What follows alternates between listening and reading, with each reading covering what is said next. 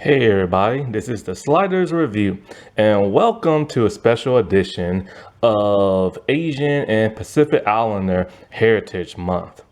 And I'm here today to talk to you about Power Rangers Ninja Storm, The Samurai Journey. This was a three-parter episode. Before I go any further, let me just say to Grant McFarlane, may he rest in peace. He played both Lothar and the Sensei. And, he passed away in 2016. I believe, I'm not sure, I know he's Asian, but I'm not exactly sure what type. He was born in New Zealand, so most likely he would be of Chinese descent.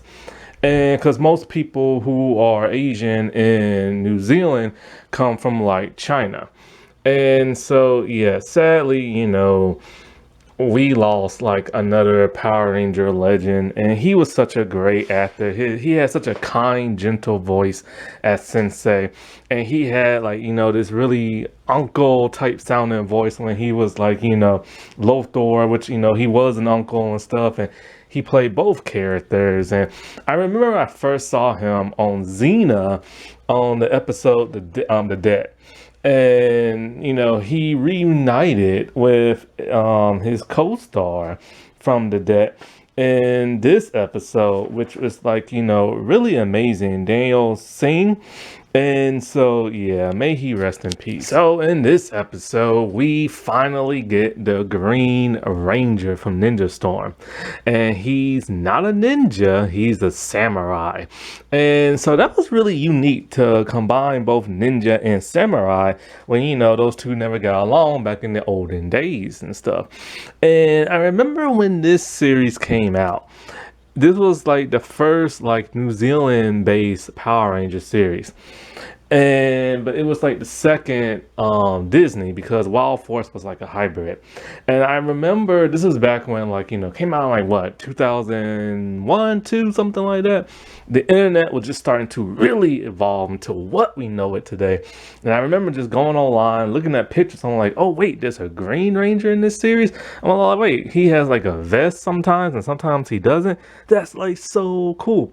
And he is my favorite Ranger design. He has by far the best suit ever out of any other Power Ranger, especially when he has that gold vest on.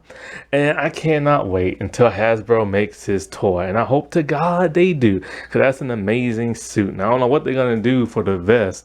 Maybe they'll put like a 2-pack or something, I don't know. But yeah, I was very shocked to find out who became the Green Ranger, because I wasn't really thinking it would be like Cam, but it turned out to be.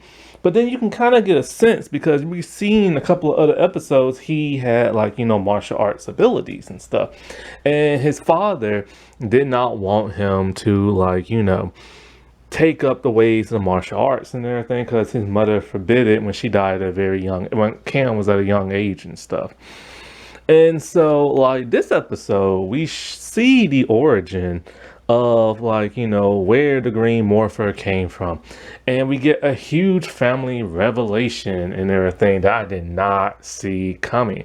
And however, I feel like this should never have been 3 episodes, because the third episode makes no sense in relation to the first 2 episodes, and the first episode felt more like filler.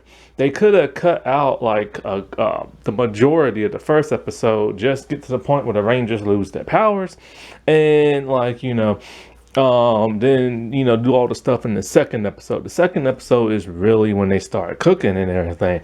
And I just really feel like it should never have been a 3-parter. Also, some of the writing here is a little inconsistent of what they say, this can do this and that can do that.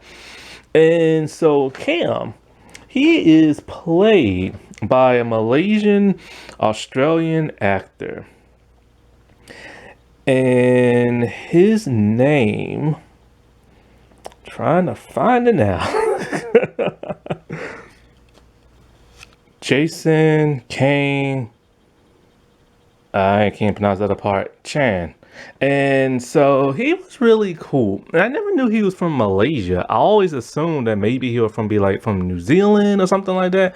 Because like, well he's not from Malaysia, he's from Malaysian descent, but he's from Australia. I always assumed he'll probably come from like New Zealand or something like that. Because like at first I assumed the Rangers were just like American until I started hearing a little bit of Kiwi in their voice or Australian and stuff. And that's because this season is entirely Australia and New Zealand and stuff. And so, like, the beginning of this episode, we see Sensei. He's a guinea pig. He got transformed into a guinea pig in the first episode. And we see him trying to teach the Rangers, the Wind and Thunder Rangers, how to break like bricks. But they are unable to and stuff. And, I've always wanted to break a brick, but I've never learned. I always wanted to break wood, but never learned. That would be so cool, but I'm too scared. And so Cam is the only one who's able to do it. And like, some of the other Rangers start like teasing him and stuff, and he gets very annoyed. Now, Cam started off this season as a jerk, and I mean an extreme jerk, to the point where I really did not like him at all. He was very rude, very arrogant, and that's because he was jealous of like the other Rangers, learning martial arts and being Rangers and how they didn't take it seriously and stuff like that. And his father would never allow him to teach it. I mean, never allow him to like learn it. And so, other than that, he is the genius of the show. He can build basically anything, even the Zords and stuff and their configurations. And he's like a highly level genius. And so the Rangers, they have to go stop like a monster Lothar sent down. This monster has the ability to like, turn himself into like any person he wants to. But then he also has the ability to drain a person's energy, and he drains the Rangers of their energy to the point where they're like grayish. So then, Cam is able to restore their powers partially as they fight this dude. It's an extreme battle, and it's one they can barely win. They don't have enough energy for this and that, especially for the Megazord battle. And so they have to really use their ninja skills and training to defeat this monster. And so they have like the orb in which he put their powers in. Well, Cam telling his father, there's something he has to do, like, he has to help them, but Cam has no powers. But Cam has always been so eager to want to fight in the battle. But then, he realizes, oh, wait, his father tells him there's only one power that can like, stop help stop this monster and get their powers back. Now listen, he said that there's one power that can restore the Ranger's power, but it's been lost in time.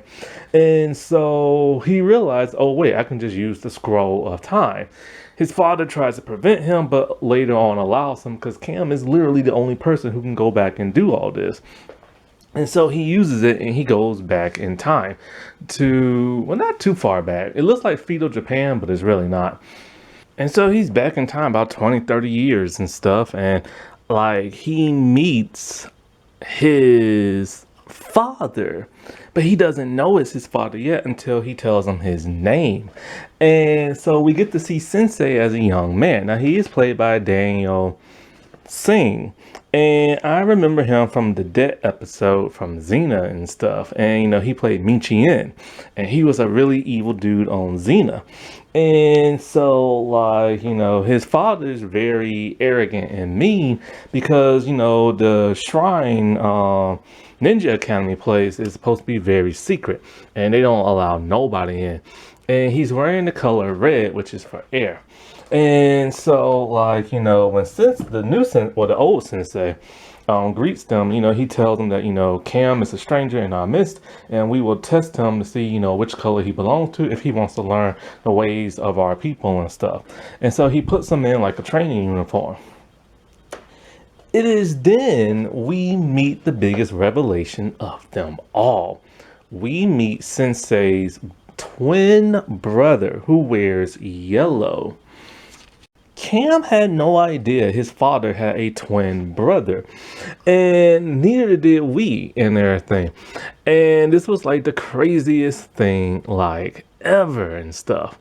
And so like Cam's father is facing off against like another trainee, and this person is extremely good, and it turns out to be a girl.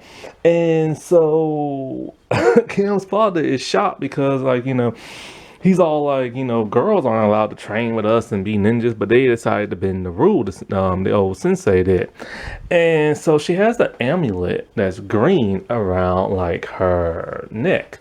And the scroll of time keeps like, reacting to it.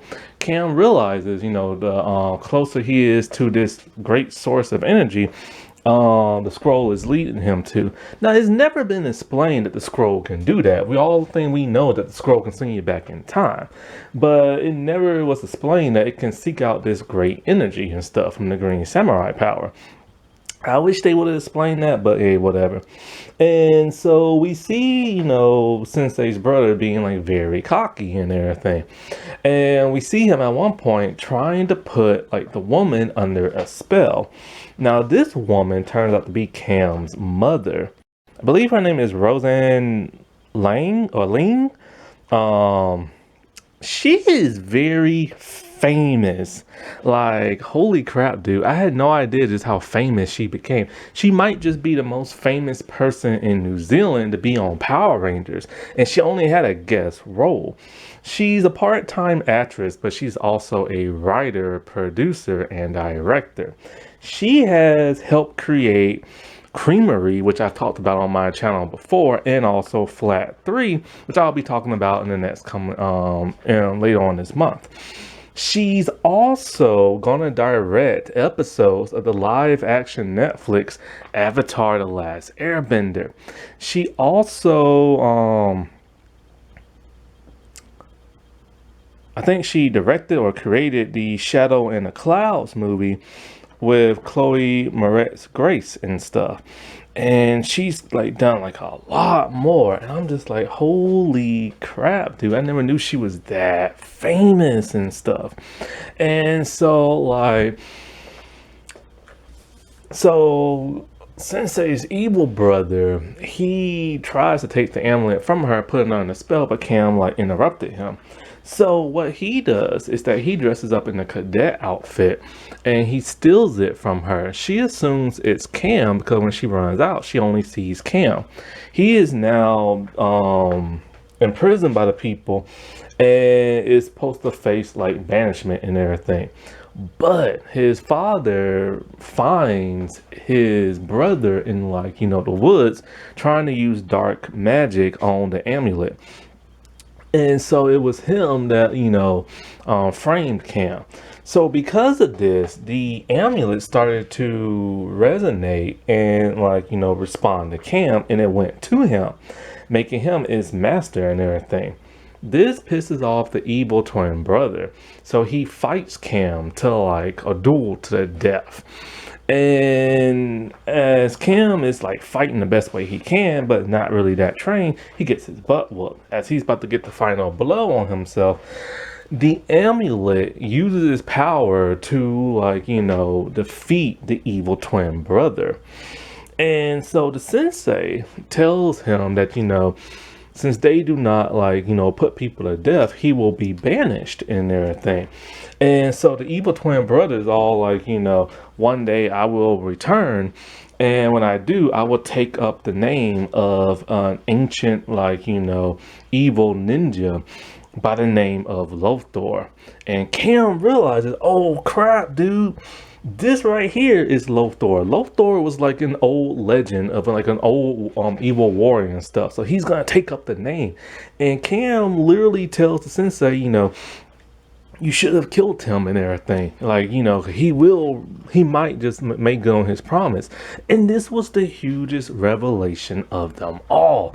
That Sensei and Lothor are twin brothers and he's Cam's uncle. I did not see that coming for two reasons. One, we only saw Grant in the first episode. And like as a regular, after that, he was like a CGI guinea pig. And so both their voices are completely different, and Lothar wears a mask and his skin underneath is painted a darkish color. I always assumed he was black or something like that, but no. And so this was just like mind-boggling. But what's even more mind-boggling is how the heck are they all related to Capri and Mar? Because Cam and his family are Asian, and Mara and Capri are white. So since Lothar and them don't have another brother or sister, most likely Lothar married into somebody else's family. And that's how like Capri and Mar became like Lothar's niece and Sensei's niece and also Cam's cousin. It's never been explained in the show, so you have to use fan canon. And so after that, he returns back to the present. See, when Cam went back in time, everything was frozen. And then when he went back to the present, time resumed, and the Ranger's about to get squished by like a monster. So in comes this Zord, like a helicopter, a green helicopter. And in comes like this new Green Ranger. And we know exactly who he is. And he reveals himself to the Rangers as Cam. And so they're like shocked and amazed to find out he is like the Green Samurai Ranger. But Tori had a feeling it was him and everything. But in comes his uncle. And his uncle is pissed and telling his nephew, yo man, let's work together and everything. But Cam ain't having it, so Lothar just like blast him, where Sensei is able to transport them back to Ninja Ops. Now this is the part that is confusing. Sensei tells them place their hand over the orb because only 5 Rangers powers can release it. And then so Dustin's all like, well, how about 6? And then so this doesn't make no sense. If 5 Ranger powers can unlock the orb and give them back their powers, why didn't they just do that before when they still have partially their powers? Because Sensei literally said only this ancient like power can release their magic, and now we see that's not true. So of course Lothar, he sends out 6 monsters to defeat the Rangers. And like one of them's big. So Sensei orders the Wind Rangers, which is 3, to fight the Zord, and the 2 Thunders to fight like the individual ones on the ground. He should have just sent the Wind to fight the ones on the ground and the Thunders on the Megazord, but hey, whatever. And he orders Cam to stay put. This always pisses me off when there's a 6th Ranger, because they're always absent from a fight or the like main morph. And so, you know, they defeat those monsters. It takes a good while, the entire episode, and it's a great battle. The Thunders are whooping all kinds of behind on like 3 of the monsters, and the other 2 gets like 2. I mean, the other Rangers get like 2 of the monsters that later on become like big and stuff. And so Cam sees the 6th monster, so he finally gets to go and be a Ranger. And his morph is pretty cool, but a little, it should have been a little bit more flashy. But I like his morpher. It's the amulet. It turns big, and it turns into like a spear morpher. And so he fights this like one bug type monster, right? And he's getting his butt kicked in his first day. How embarrassing. And it stings him. Well, it turns out he's now turning into a bug, and he looks pretty gross and disgusting. And so Sensei tells him the only way you can turn back is to get re-stung and everything. And so he goes back out looking for the monster, and he decides to take off his vest, and his helmet like turns around. I'm just like, cool, dude, it's like another mode. And this is because it's a lot lighter for him to fight in. And his sheath on like, you know, his saber is in the shape of a baseball. And this is because in the Sentai he uses the spear orb morpher and his sword as like a baseball and a baseball bat, but we never really get to see that in the show. They left out a lot of Green Ranger stuff, which is kind of bugging me because he has such a cool outfit, cool power set, and there's a lot of Sentai footage missing from, like, you know, when he's a Green Ranger. because he still does like the stuff in ops when they're out and about. And so it's like, well, what's the point in giving us a Green Ranger and he's barely there sometimes? And so like he defeats the monster, but then he causes it to sting him. But this doesn't make no sense. How did he make it sting him? He just grabbed the stinger, stuck it in him, and somehow the monster decided to suck out like the juice that made him into a bug. But why would it do that? This is where the writing gets a little sloppy. And so the other Rangers are getting their butt kicked by the monster while they're in the Zords. And then all of a sudden, here comes Cam and he attaches to the other Rangers. And then they defeat, like, you know, the monster. And then the other Rangers give him a uniform and everything. And that's so cool because now he gets to officially be one of the Rangers. And so once he became a Ranger, his personality changed a lot. He was a lot nicer, a lot happier, and he was no longer that grouchy person, which I was really appreciative of. Happy Asian and Pacific Islander month, everybody. Alrighty, well, I'll talk to y'all later. Bye.